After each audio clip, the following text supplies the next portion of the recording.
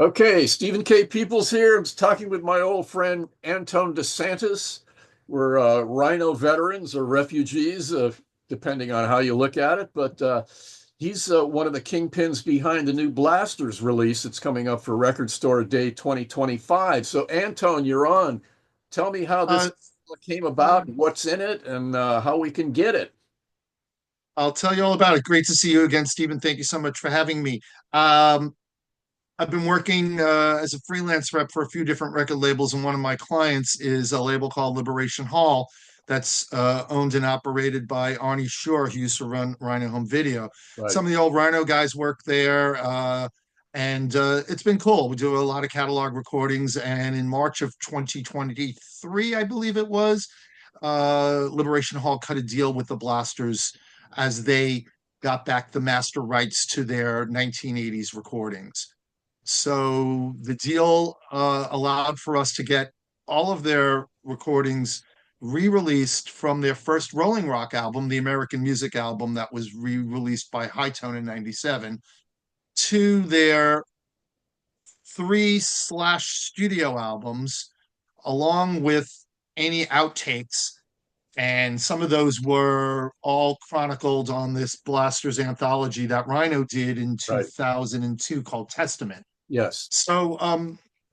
So this gave us the rights to do all of this, and I had the pleasure of working with the band, primarily with Dave Alvin, to come up with a plan to re-release these recordings. And the first thing we did was this best of CD called Mandatory. So this came out in September of 2023. That was the first release that we made available. It is kind of like, if you're familiar with the old Warner Brothers Blasters collection that came out in '91.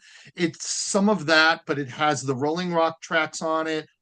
It differs a bit. We ended up putting it together and, get a booklet together. We hired Chris Morris to write the notes. It's got some memorabilia in there, but we needed to figure out how we were going to deal with the rest of the catalog. And one of the main things was that the records are all out of print and all the albums. And the Blasters fans at first were saying, "Hey, that really great you're doing this best of, but why not have a best of vinyl at the same time?" And I was like, no, we're going to re-release these albums at some point. But let's get the music back out in the marketplace.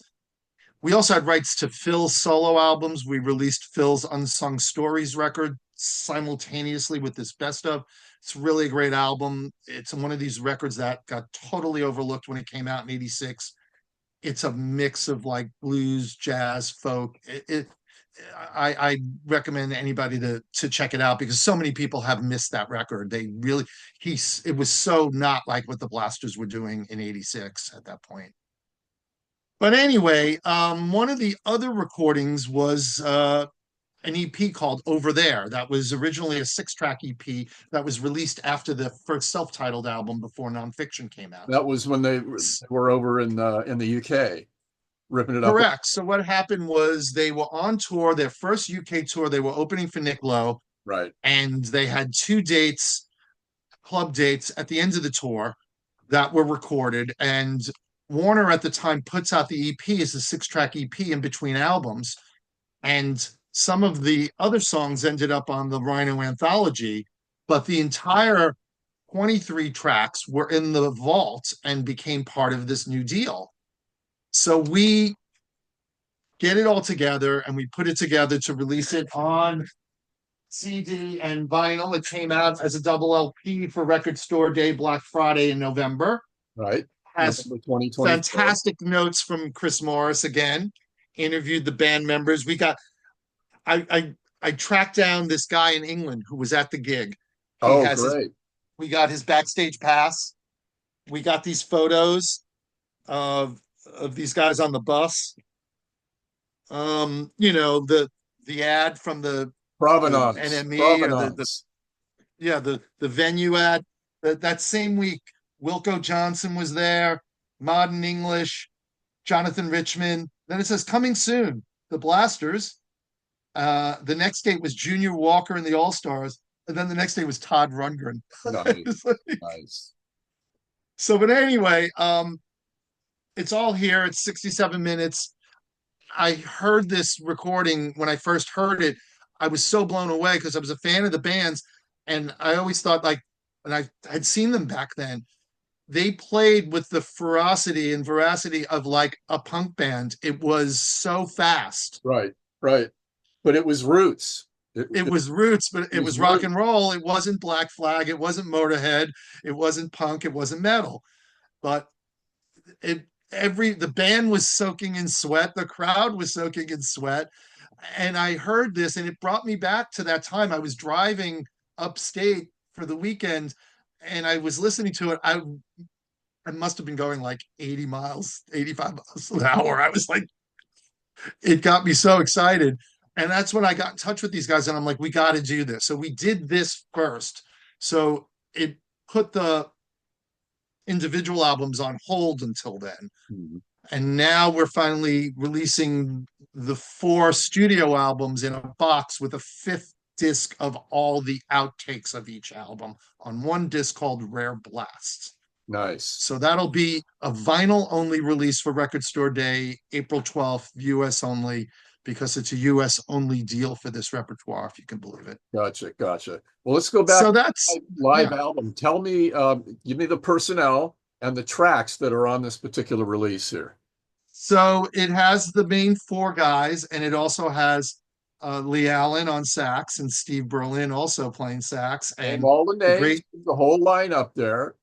and Gene Taylor, of Okay. course, on piano, who unfortunately got left off the credits here because what happened was we recreated the original EP and had to retype some of the info to resemble the EP.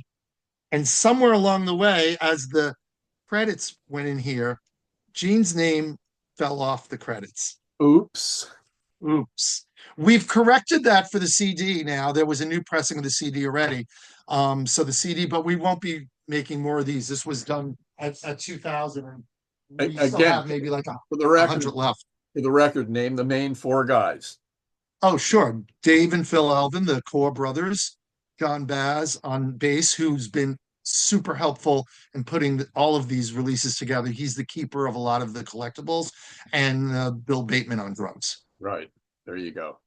Mhm. There you go. So, what's the plan as far as marketing for this? Well, How are with you, Record what are Store you Day, the marketing? marketing really is get online and wait at your local record store, and hopefully they have it in stock, if you're ready to spend Well, it's a really limited, $125 for this. super limited edition, right? Correct. So we're making 1,000. It's hand numbered, and comes with a 24-page book that Chris Morris wrote the notes for, interviewed all the band members, has a ton of memorabilia, has some really great photos from a lot of the LA scene guys. It comes with a poster that was a Warner Brothers promotional poster at the time for the nonfiction album. Mhm. I picked that up at a poster shop downtown in Soho, and we recreated it, and it's a fold out in the box, and that will only be in the box. Is there any plan down the road to release this on CD? Possibly, because there's been a lot of requests for that and demand for that. And it makes sense in a way. At first it was not in the plan because it was, for Record Store Day, we want to sell the vinyl, we want to make sure we sell it. A CD would be half the price, a lot of people don't have the $125 to put down or don't want to put down the $125, but maybe 50 or $60 for a 5 CD set might work, or maybe we do it as a few less CDs because we can do 2 albums on one CD. Well, how do you assess this group's popularity? I mean, Blasters seem to have a following that is rabid, that is um, stuck with them for decades, and is international. It's not just here in the States. They have a Sure. very huge following, and particularly in the UK and in Europe. Yeah. And so I think this is beautifully timed. But why do you think this music resonates now in Well, I 2025? would my key answer to that, as I've said to a number of people about this band, is that they, would be considered then a roots rock band, but they were on the forefront of what people called eventually cow punk and alt country, which eventually became Americana. And Dave, who is the main songwriter of the band, continued with a career in Americana and was given an Americana Artist Award, a Legacy Artist Award at the Americana Music Awards last year. Mhm. And so I think over time, people have found that this band has this history and really influenced countless artists. You know, when you hear Jack White doing "I'm Shaking," he probably heard it from the Blasters, not from Little Willie John. I was going It's to like say, right, yeah, his arrangement is Blasters, not Little Willie's. so. So Absolutely. the influence is there on countless artists over the last 40 And it's a years. legitimate influence. It's not like second or third generation removed where it's watered down or and it's Right. not as good. Hmm. They synthesized what came before them in a way that hadn't been done quite like that before, but with that energy, that just driving, screaming, crazy energy that And translated I to the will say, audiences, and we were all just as fucking crazy as they were on stage. right. And the other thing I will say, sort of like what I was saying about how they played with that punk rock, you know, speed and Fervor, tension, that fervor, thank you, is the word, is that I heard them and abandon. saw them. I heard them and saw them then, and I thought most of those songs were theirs. It was like the Cramps also at the same time. Like, I didn't know most of those songs were covers. I was learning about the history of rock and roll, but maybe some underground rock and roll, be it rockabilly or be it the blues or whatever it was from these artists. And I'm sure I'm not the only person that would say that No, because they took stuff and kind of arranged it in Blasters fashion and then wrote stuff in that same vein. So it all sure. kind of grooved together. Whether it was a cover or not, it was still seamlessly Blasters. Hmm. Well, I mean, there. This goes back to the start of time with whoever it is, the Rolling Stones, etc. You know, When they led dinosaurs roamed the earth, when the Rolling or Led Stones.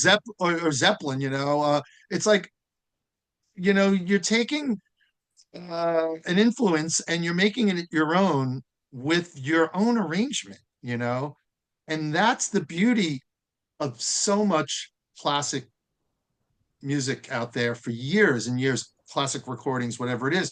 These recordings fall into that category. They they they played them from the heart. When they wrote them from the heart, and when they covered them, it was done in honor of some of these artists, Well, let's go down the track list while we're talking about them, and then say the title and then who the author was, and Oh, just okay. Well, go down the list well, so I we don't know. can. You might have to do that because I'm not the authority. Well, no, What's just funny about it is that I ended up working with Chris Morris on the notes on all three of these packages. But again, he wrote 12,000 word essay for I this got new. you, and I highly recommend viewers check that out because he is the master on the topic. But I Right. still want it But for he the talks sake. about songs and talks about their original versions. And I was That's like, great. man, That's I never great. heard the original. But for this purpose, at least, I've Okay. to get the list. So for the record here, Well, I mean, I don't know. We start can with the go to top. the studio Side A. recordings and then clearly No, no, on the no. The live record album, store, the record store day. oh, the box set. Well, you'd have to go to the band's first album because that album No, itself, no, no. I'm sorry. I'm sorry. I'm talking about the live album that's just about to be oh, released that we were talking no, about. the live album came out in November for Black Okay. Friday. All right. All So right. the But it's box set is coming in April. I get it. okay. Um, so if you talk about the live album, it's a mix of their own tracks, some of them that they rearrange, plus covers. They do a cover of "These Arms of Mine," the Otis Redding song on here. It's So, only on over there. Antone, start from the top. Track one. What's the title? Track one is "This Is It." Okay. Now, "This Is It." And you don't is have to tell me the whole story. I just want to get the list of songs that are on there. This okay. and who Track wrote them? two. This is it is by. You Isn't there know, like a song I called? think this is it. I think this is it is their own song. You know, Okay, all right, I I I'd have to double check the credits if I can find them here. Who wrote okay. them all? But you know what? It's interesting is I don't think we have all the credits on Should here. be on the notes somewhere. Oh, you know what? It is probably in the notes. You're right. There it is. Um, but yeah, they do. Look, I could just tell you from the notes, not in track order. Yeah, there you They go. Go do. ahead. They do Jerry Lee Lewis's High School Confidential. Right. Oh yeah, Rock a that's a burner. Right. Rock Boppin' Baby was written by Edwin Bruce. I don't know if he was the singer or the songwriter. They do Little Richard's Keep a Knockin'. Then they do Roy Orbison's Go, Go, Go. And they do Big Joe Turner's Rollin' Pete. Oh So yeah, there's five covers right there that were on the original EP. So what happened, I think, when they did the EP for Warner in '82 is it was like a covers record, and they didn't want the studio songs that were on the self-titled album on the live album because they played all those songs at the show. And those are all on here, things like, you know, Border Radio and I'm Shaking, Stop the Clock, Marie Marie, American Music, So Long Baby Goodbye. All those songs are on their first album. right. But yeah, there's other covers on there. Like I said, Otis Redding's These Arms of Mine and Barn Burning, which I believe is a cover. But again, it's a mixed bag of that, and so many of these covers are like their own. They are reinterpreted and rearranged that you maybe would not know that. Well, absolutely. Well, I look forward to a CD release because I don't have a turntable anymore. Oh, okay. There you go. I But get it. I'm sure that the limited edition is going to go fast. So Sure. hopefully I we'll see think a that CD. if all goes as planned and it does sell that well, then we can come with the CD release later this year, Yeah, maybe in the summertime or September. And we're also considering to re-releasing these titles on their own for people who really just want like their first two albums and not their last two albums. It's sort of like yeah, one of yeah, those. yeah. Because there are a lot of individual tracks that are just chestnuts along the way between the big ones that everybody knows and loves. Sure. Well, And Anton, thanks again. I appreciate you filling us in about that, and we'll get I did something want to up. mention also that Dave is super active.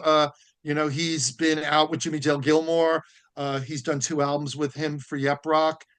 He has a new band called The Third Mind. They are releasing a live album tomorrow. So Which would be he's February 14th, 2025, yes, ready for tomorrow. Valentine's Day. Unfortunately, Phil is still very ill. He's home, hanging in there, can't work, but Dave is out there doing a lot of work, and Dave will be doing some publicity for us too. So we're trying to set up some cool stuff for him for some interviews. So Very good, very good. Well, I look forward to talking to him. sure. All All righty. right. Thanks again, Anton. You're welcome.